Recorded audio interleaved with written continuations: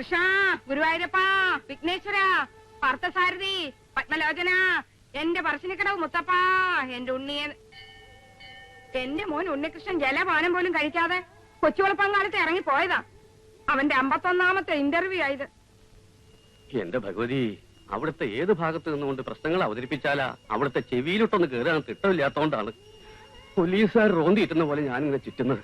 എന്നെ പോലെ എന്റെ മോനും വിത്തും കൈക്കോട്ടുമായി ചേറിലോട്ട് ഇറങ്ങി ജീവിതം തുലയ്ക്കേണ്ടല്ലോ എന്ന് കരുതിയ 50 പുറ കണ്ടം വിറ്റ് ഞാൻ അവനെ BA BEd വരെ പഠിപ്പിച്ചത്. എന്റെ മോൻ ഉത്തരം പറയാൻ പറ്റുന്ന ചോദ്യങ്ങളെ നീ ചോദിക്കാവേ എന്റെ ഭഗവാനേ കൃഷ്ണ. ഇത്രയും കാലം പതുക്കെ പറഞ്ഞിട്ട് ഭഗവാൻ കേട്ടോ? കാര്യം നടക്കണമെങ്കിൽ ഇത്ര ഒച്ച വെച്ചാ പറ്റൂ. കൃഷ്ണ, ഗുരുവായൂരപ്പ, സർവാപരാധങ്ങളും പൊറുക്കണമേ. നാരായണ നാരായണ. റാങ്കും ഫസ്റ്റ് ക്ലാസ് ഒന്നും ഇല്ലെങ്കിലും അവരൊരു സർട്ടിഫിക്കറ്റ് മേടിച്ച് വീട്ടിൽ കൊണ്ടുവച്ചിട്ടുണ്ട്.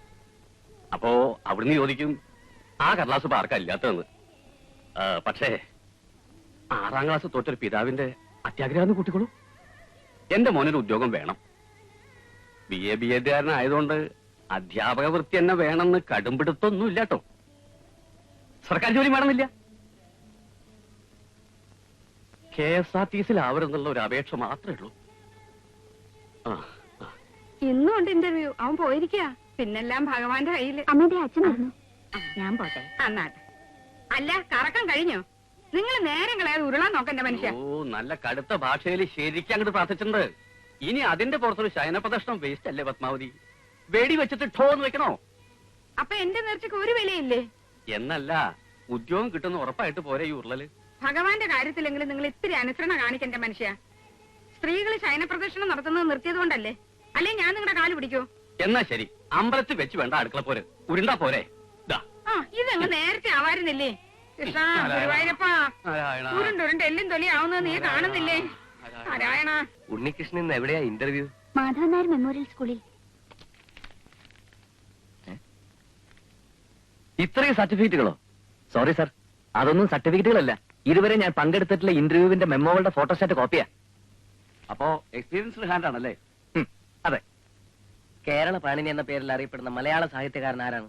AR രാജരാജവർമ്മ. ചെറുപ്പകാലങ്ങളിലുള്ള ശീലം മറക്കുമോ മനുഷ്യനുള്ള കാലം. ഇതെഴുതിയ കവി കലക്കത്ത് കുഞ്ചൻ നമ്പ്യാർ. കാനഡയുടെ തലസ്ഥാനം ഒട്ടാവ. കടൽപ്പന്നിയുടെ ആയുസ് 30 വർഷം. ഉറുമ്പുകൾ തിന്നുന്ന ജീവി ഈനാമ്പേച്ചി. ചെറുനാറകയിൽ ഇറങ്ങിയിരിക്കുന്ന ആസിഡ് സിട്രിക് ആസിഡ്. ആരെങ്കിലും സ്വാധീനിച്ച് ഉണ്ണികൃഷ്ണൻ ഒരു ജോലി വാങ്ങിച്ചു കൊടുക്കാമെന്ന് വെച്ചാ അത് SDC വേണം. എന്നാ അത് പഠിപ്പിക്കാൻ അയച്ചാലോ? അല്ല, ഞാൻ പറഞ്ഞേ ഉള്ളൂ. അല്ല, പപ്പിനായിട്ട് കേറുന്നില്ലേ? ഇല്ല, കമലാക്ഷിയുടെ ചോദ്യങ്ങൾക്ക് മുമ്പിൽ ഞാൻ പതറിപ്പോ. ഇന്റർവ്യൂ കഴിഞ്ഞ് ഉണ്ണിയേട്ടൻ വന്നോ അമ്മാവ? ഞാൻ പാടത്തുനിന്ന് അങ്ങോട്ട് പോകുന്നല്ലേ ഉള്ളൂ. വന്നു കാണണം.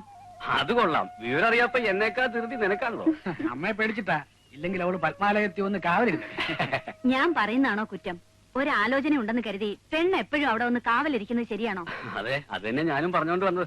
ഉണ്ണികൃഷ്ണന് ഈ അടുത്ത കാലത്തെങ്ങാനും ഒരു ജോലി കിട്ടുമോ? നേർച്ചകൾ മുടങ്ങാതെ നടക്കുന്നുണ്ട്. സംസാരിച്ചൊക്കെ നേരില്ല. പശുവിനെ പറമ്പിലോട്ട് നഴിച്ചു കിട്ടണം. ഇതങ്ങ് വെച്ചത്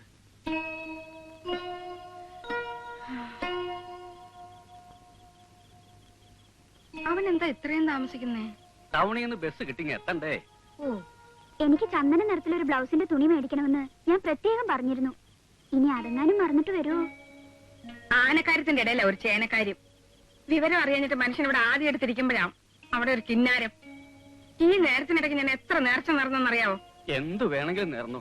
ശയനപ്രദർശനം മാത്രം നേരില്ല എന്റെ പത്മം.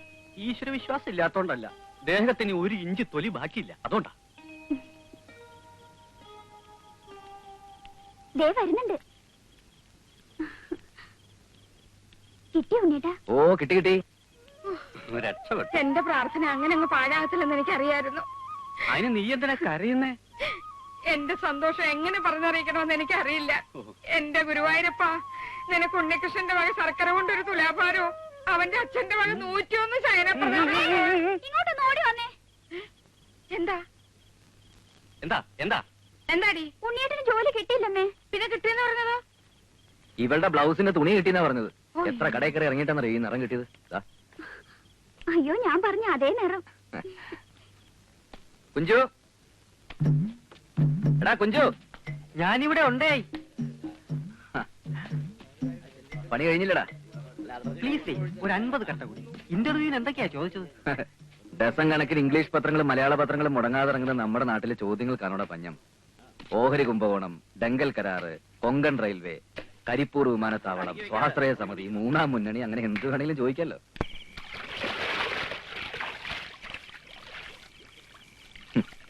സത്യം പറഞ്ഞ നിന്നോട് എനിക്ക് അസൂയടാ. 9ാം ക്ലാസ്സിൽ വെച്ച് നീ പഠിത്തം നിർത്തിയത് എത്ര നന്നായി. ഉന്നത വിദ്യാഭ്യാസത്തിന്റെ ഭാരമില്ലാതെ നിനക്ക് എന്ത് ജോലിയും ചെയ്യാലോ. ഞാൻ നിർത്തിയതല്ല, അവർ നിർത്തിച്ചതല്ലേ. പഠിത്തം അവസാനിപ്പിക്കുമ്പോഴും എന്റെ സംശയം മുഴുവൻ തീർന്നിട്ടില്ലായിരുന്നു. ഒരു ക്ലാസ്സിൽ 4 കൊല്ലത്തിൽ കൂടുതൽ പഠിക്കാനൊക്കത്തില്ല എന്ന് നിർബന്ധം പിടിച്ചവന് ഞാൻ എന്തോ ചെയ്യും? പകൽ അന്ത്യോളം അധ്വാനിച്ചിട്ട് രാത്രിയിൽ ഈ പുഴയിൽ ഇങ്ങനെ മുങ്ങി കുളിക്കാൻ നല്ല രസമല്ലേ കുഞ്ചു? ജോലി തണ്ടലൊക്കെ അവസാനിപ്പിച്ചിട്ട് ഞാനും നിന്റെ കൂടെ കട്ടയിറക്കാൻ കൂടിയാലും ആലോചിക്കുക. അത് വേണോ? അതെന്താ? എല്ലാ ജോലിക്കും അതിന്റേതായിട്ടുള്ള മാന്യതയുണ്ടെന്ന് വിശ്വസിക്കുന്നവനാ ഞാൻ. കട്ടേറിപ്പ് അത്ര മോശം പണിയെന്നല്ല ഞാൻ പറഞ്ഞത്. ഒരർത്ഥത്തിൽ നോക്കിയാൽ രാഷ്ട്ര പുനർനിർമ്മാണം തന്നെയാണ്. കേരളത്തിലെ പല സർക്കാർ ഓഫീസുകളും ഞാൻ ഉണ്ടാക്കിയ ഇഷ്ടം കൊണ്ട് കെട്ടിപ്പൊക്കിയതാ.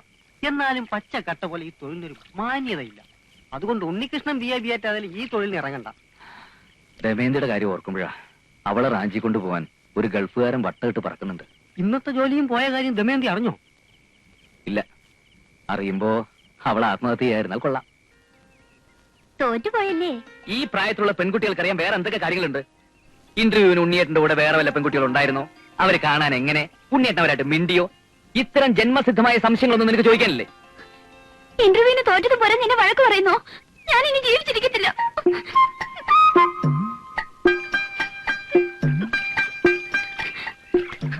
എന്തേ ചാടുന്നില്ലേ? ചാട് ചാടേ. കണ്ടോ കണ്ടോ, ചാവാൻ പോകുമ്പോഴും ദേഷ്യപ്പെടുന്നുണ്ടോ? ഞാൻ ദേഷ്യപ്പെട്ടൊന്നുമല്ല, നീ വന്നേ വാടി.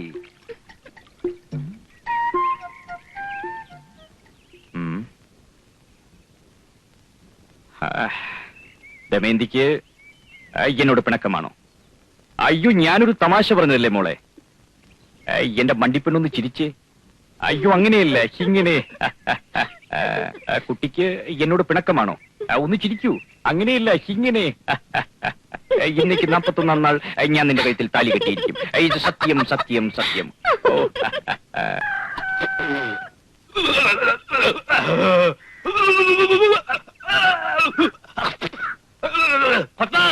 ഒന്നുകൂടി വന്നേ. എന്താ എന്താ പുണ്യേട്ടാ?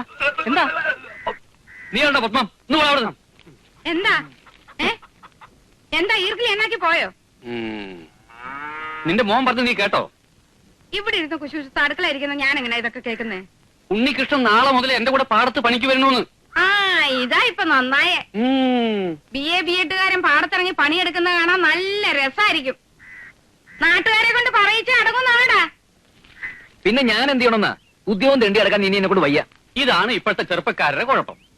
ഒരു കാര്യം നേടിയെടുക്കാനുള്ള ആത്മധൈര്യം ഇല്ല. നിന്നെ ഒരു കൃഷിക്കാരനാക്കാനായിരുന്നെങ്കിൽ ഞാൻ ഈ പാടം വെറ്റ് പഠിപ്പിക്കണമായിരുന്നു. കൃഷിക്കാരനാണെന്ന് പറഞ്ഞങ്ങോട്ടിയല്ലേ? ദമയന്തിയ കമലാക്ഷി വേറെ ആമ്പിള്ളേർക്ക് കെട്ടിച്ചു കൊടുക്കും. അതുള്ളതാ, അവിടെ ആലോചനക്കാരതല്ല. നീയാണോടാ അവന് ബുദ്ധി ഉപദേശിച്ചു കൊടുക്കുന്നത്? അയ്യോ അല്ല, എന്റെ ശക്തി അനുസരിച്ച് ഞാൻ പിന്തിരിപ്പിച്ചിട്ടേ ഉള്ളൂ.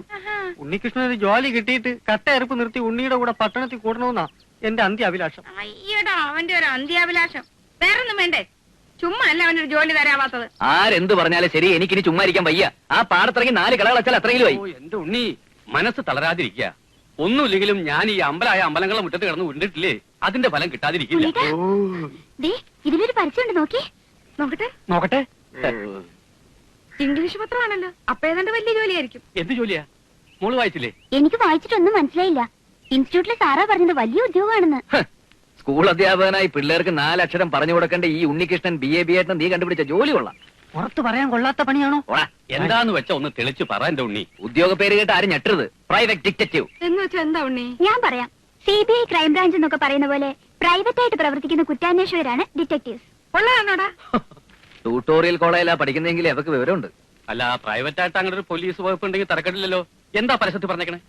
സീക്രട്ട് ഫയൽസ് പ്രൈവറ്റ് ലിമിറ്റഡ് എന്ന പേരിൽ ബോംബെ കേന്ദ്രമാക്കി പ്രവർത്തിക്കുന്ന പ്രൈവറ്റ് ഡിറ്റക്റ്റീവ് ഏജൻസിയുടെ കേരളത്തിലെ ബ്രാഞ്ചിലേക്ക് ഡിറ്റക്റ്റീവായി ജോലി നോക്കാൻ സ്മാർട്ട് ആയിട്ടുള്ള ചെറുപ്പക്കാരെ ആവശ്യമുണ്ടെന്ന്. ഇത് നല്ല ജോലിയാണ് ചാ. ചേട്ടൻ അറിയാൻ വയ്യാഞ്ഞിട്ടാ. വലിയ വലിയ കേസുകളിൽ സർക്കാർ പോലീസിനെ സഹായിക്കുന്നത് പോലും ഈ പ്രൈവറ്റ് ഡിറ്റക്ടീവ്സാ. ഇത്ര വിശദമായിട്ട് പറയാൻ കഴിഞ്ഞ ജന്മത്തിൽ നിനക്കെന്താ CID പണിയായിരുന്നോ? ഞാനൊരു വനിതാ മാസികയിൽ വായിച്ചതാ. വൻ നഗരങ്ങളിൽ സ്ത്രീകൾ പോലും ജോലി ചെയ്യുന്നുണ്ട്. പിന്നെന്താ, കുറച്ച് ധൈര്യമുള്ളവർക്ക് ഈ പണി പറ്റും. പരസ്യം വായിച്ച് ചിരിച്ചതിന്റെ അർത്ഥം ഇപ്പോഴല്ലേ എനിക്ക് പിടികിട്ടിയത്.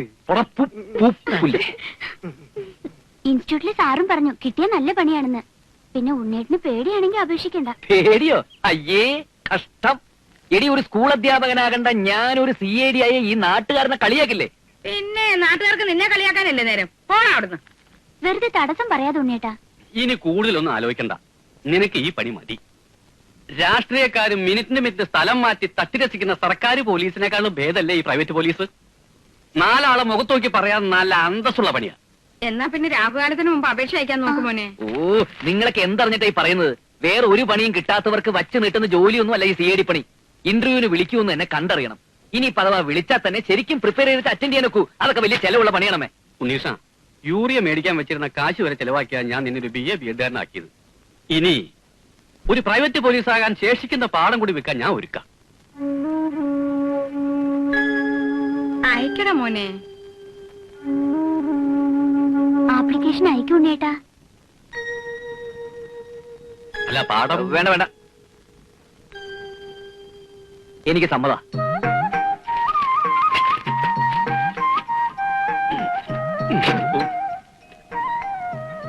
എന്റെ പാറയ്ക്കാവിലമ്മേ, ഇത് അവന്റെ 52ാമത്തെ അപേക്ഷ. ഇതെങ്കിലും